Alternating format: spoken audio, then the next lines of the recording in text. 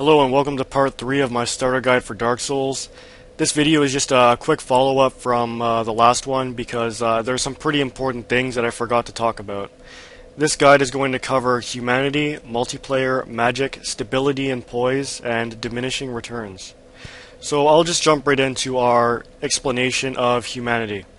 As you can see in the bottom left of my screen, I have a humanity item selected. That's what they look like.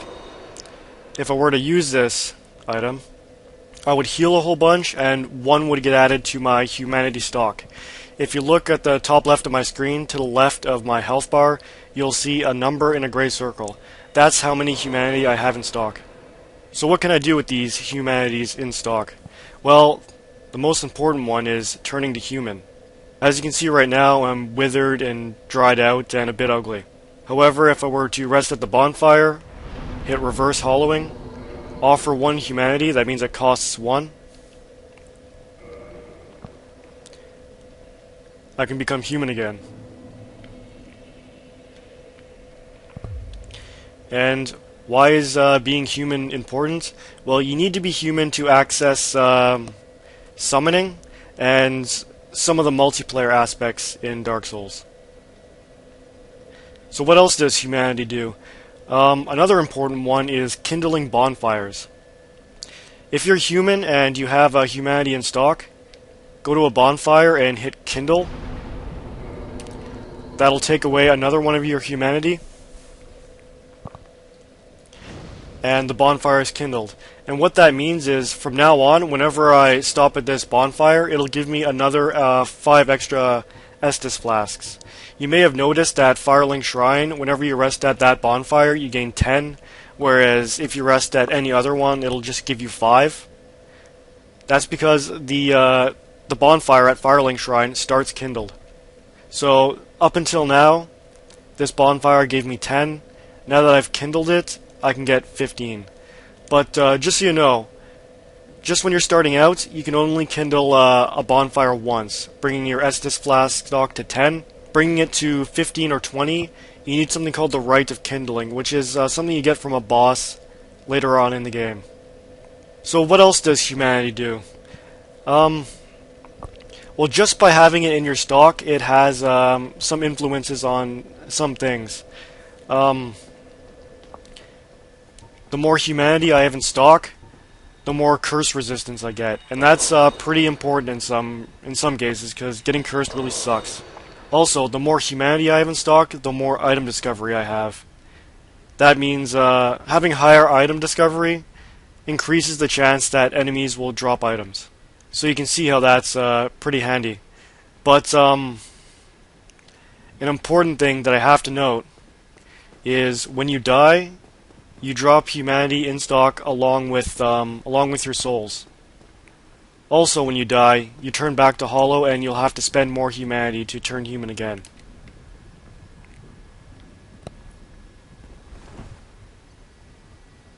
I died. There are a few other things that humanity can do. There is one covenant that you can rank up in it by offering humanity, and by ranking up you can get some pyromancy spells and some other useful things, such as a shortcut to bypass some bosses later on in the game. As you can see, I'm hollow again. I have 0 humanity in stock and 0 souls. Pick it up. All that stuff's back, but to turn human again, I will have to go and reverse hollowing at the bonfire.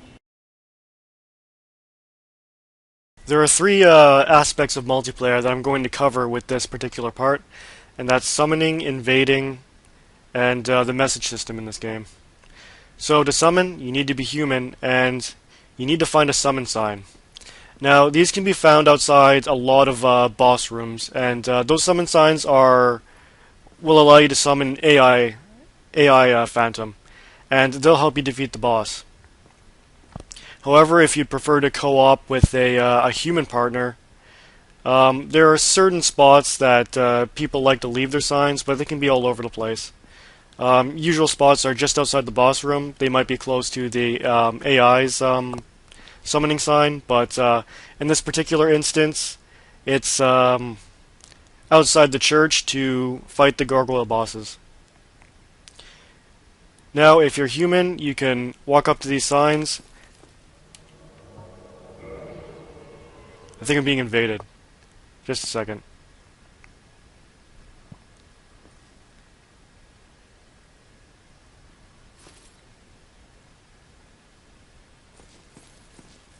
Well, this is a good time to talk about invasions. When you're human, you run the risk of being invaded. And that means people can come into your world with the intention of killing you, taking your humanity and your souls.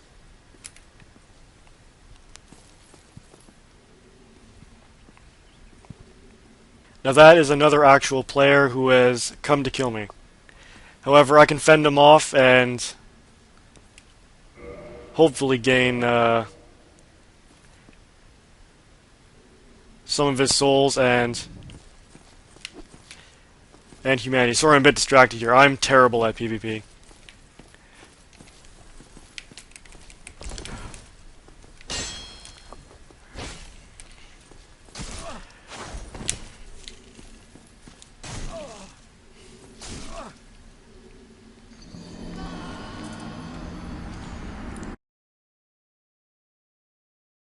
Well, that was ugly. I did not handle that well. But as you can see, I run the risk of being invaded just by being human. It's a trade-off for being able to summon people. It's also a very interesting aspect in this game, in my opinion. But yeah, back to summoning. Click on a sign and hit OK to summon that phantom. And once they connect to you and summon, then they'll be able to help you co-op and kill the boss.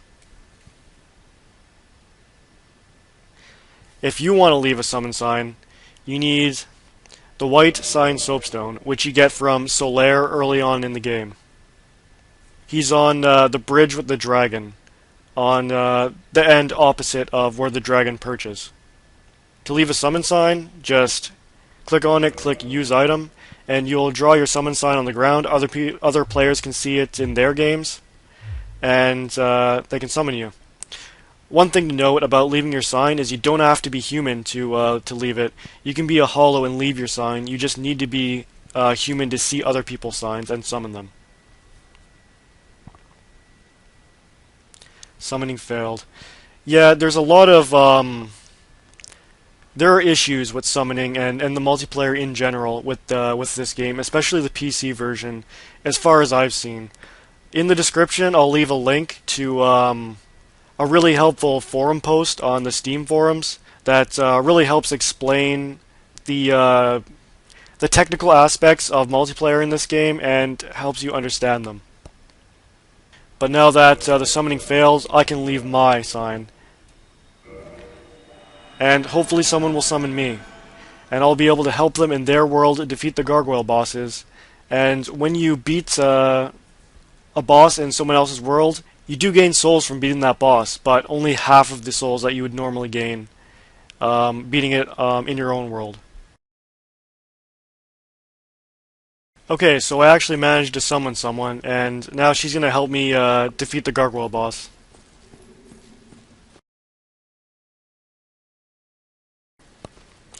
Here we can see a message left by another player. If you have the orange soapstone, which you can get from the Undead Merchant in Undeadburg, you can leave messages yourself.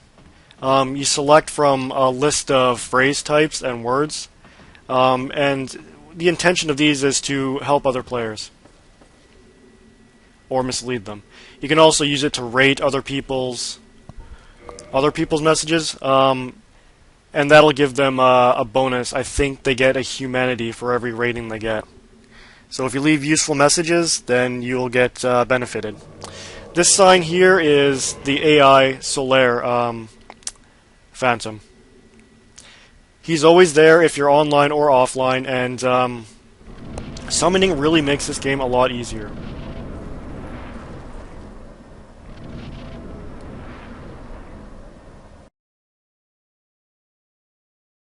Alright, here we are in Undeadburg. We're going to try invading. Sorry if the information in this video is a bit jumbled up. I really didn't expect to be invaded at the Undead Parish. Anyway, To invade, you need to be human, and you need to have a cracked red eye orb. You can find these at Firelink Shrine. Look at my first video.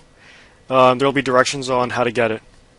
These are finite until you join a particular covenant, the Dark Wraiths. Then you get a red eye orb that you can use infinitely. When you use a cracked red eye orb and you successfully invade, one will be expended. So here we go.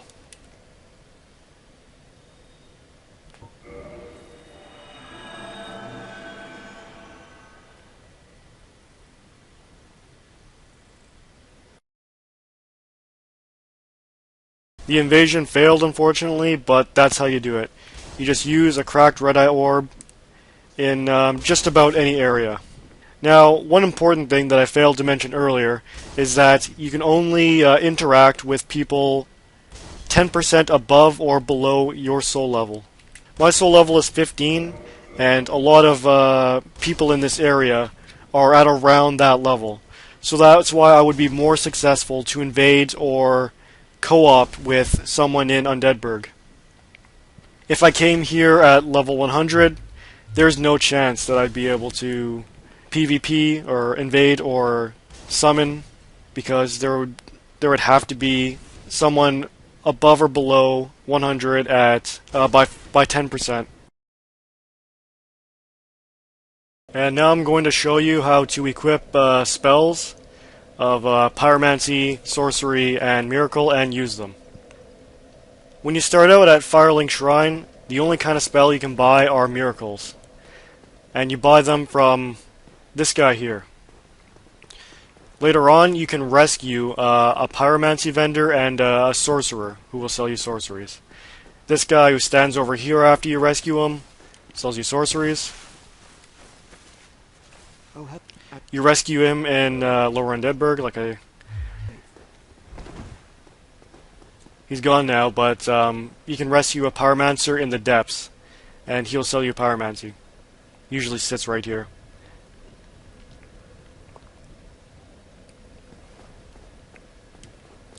Okay, so I'll go ahead and buy a sorcery. We already have this, but we can buy it again anyway. Alright, once you have your spell, go to a bonfire and hit attune magic. At the top, you'll see a list of your attunement slots. And if you hit one, you'll get a list of all the things you can put in that slot. You have to meet the requirements for them, though. See, I actually can't use replenishment because it requires 16 faith, and I only have 14. But let's equip the spell we just bought. If I can find it. Soul Arrow. There we go. Now, there's no MP system in this game. Soul Arrow has 30 uses. And if I want to recover its uses, I'll just rest at a bonfire. Now, to actually use the spell, you need to have a catalyst equipped. Sorry, a catalyst is for sorceries, talisman is for miracles, and a pyromancy flame is for pyromancers.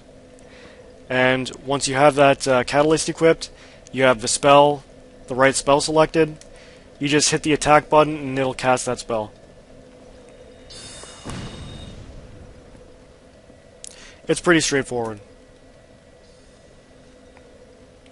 And go to a bonfire, all the charges got recovered. Now I'll give you a demonstration of pyromancy. This is my pyromancy flame, and I have a pyromancy equipped, it's called Black Flame. Works the exact same way as sorceries, and same thing with miracles. Oops. I'll attune a miracle really quick. The only one I can use is heal. I'll have to go and equip one of my talismans. Select the right spell at the top. And just hit the attack button. And that's all there is to it. Now it's time for stability and poise. Stability is a shield stat. You can see it right here. The stability of player defense. The higher this value, the less stamina consumed when taking attacks. So the higher stamina of your, the higher stability of your shield, the less stamina will get taken away when something hits it. That's really important if you don't have much stamina, or it's important in general, because it's really something to look for when choosing a shield. The Balder shield plus 5 has 66 stability, which is somewhat decent. The Grass Crest shield only has 56, so if I were to block with the Grass Crest shield, I would take more stamina damage than if I blocked with the Balder shield. You can see that the Cleansing Great Shield has 77 stability. That's really good, but the trade-off with Great Shields is you have to invest heavily into the Strength stat to get their godly stability. Alright, and the next thing is Poise. Just one second. Where is it? Yes. Okay, in the View Status screen, to the right, ability to receive attacks without breaking form. That means the higher your poise is, the higher chance you will have of being able to take a hit without having your attack or animation interrupted. So basically, you can ignore some attacks and still deliver your attack. Only certain armors give you poise, and that's the heavier ones. You can see this Black Cleric robe, 0 poise. Chester's long coat, 0. Hollow Warrior armor, it has some. This has even more, and the Giant's armor, 35. So the trade-off, well no, it's not really a trade-off. The extra benefit of wearing heavy armor is poise, in addition to higher defense stats. Now, if I were to equip this entire set,